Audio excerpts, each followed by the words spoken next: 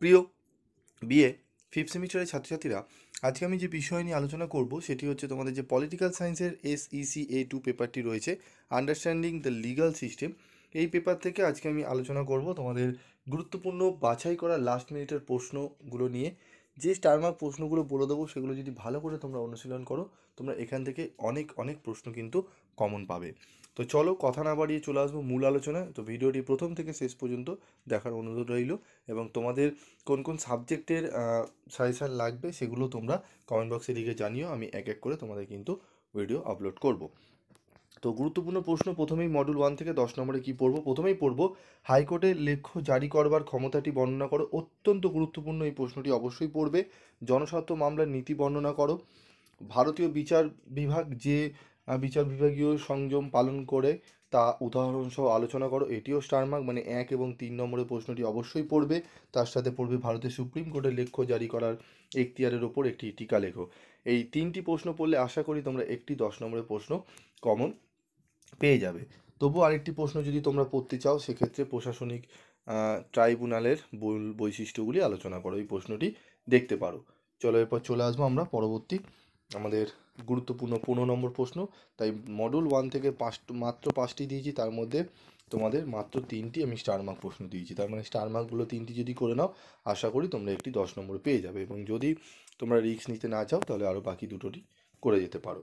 তো চলো 15 নম্বরের প্রথম প্রশ্ন হচ্ছে জনস্বার্থ মামলা কাকে বলে, জনস্বার্থ মামলার পরিধি ও বৈশিষ্ট্যগুলি আলোচনা করো।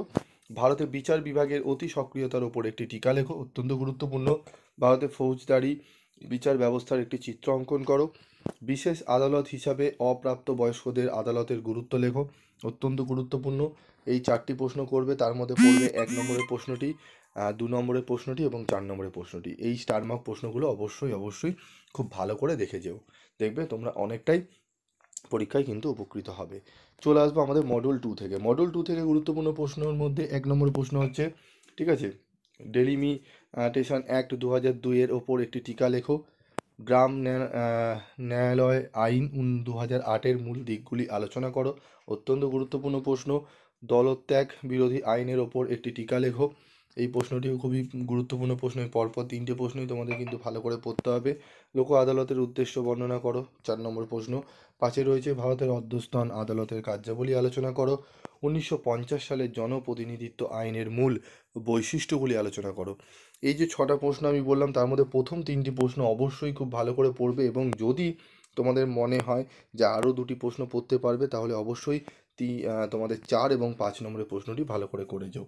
ঠিক আছে, এই প্রশ্নগুলো পড়ে যাও, এবং প্রত্যেকটা প্রশ্নের উত্তর টু দি পয়েন্ট অ্যান্সার 90%-এর ওপরে নাম্বার পাওয়ার উপযোগী নোটস তোমাদের কিন্তু তৈরি করা হয়েছে। তোমরা যদি চাইলে স্টাডি মেটেরিয়ালস সংগ্রহ করে নিতে পারো। ঠিক আছে, এবার চলে আসবো আমাদের গুরুত্বপূর্ণ 15 নম্বর প্রশ্ন মডুল 2 থেকে। প্রথম প্রশ্ন হচ্ছে ভারতের পারিবারিক আদালত এর কার্যাবলী ও ভূমিকা আলোচনা করো, অত্যন্ত গুরুত্বপূর্ণ। ভারতে মহিলাদের জন্য বিরোধ নিষ্পত্তির একটি বিকল্প সংস্থা হিসাবে মহিলা কোর্টের ভূমিকা আলোচনা করো। 3 নম্বর প্রশ্ন 2003-এর 11তম সংবিধান সংশোধনী আইনের মূল দিকগুলি আলোচনা করো। এই 3টি প্রশ্ন অবশ্যই অবশ্যই খুব ভালো করে তোমাদের কিন্তু পড়তে হবে। তারপর পড়তে হবে পরিবার আদালত গঠনের উদ্দেশ্য গুরুত্ব আলোচনা করো। জনপ্রতিনিধি আইন 1951-র বৈশিষ্ট্যগুলি বর্ণনা করো।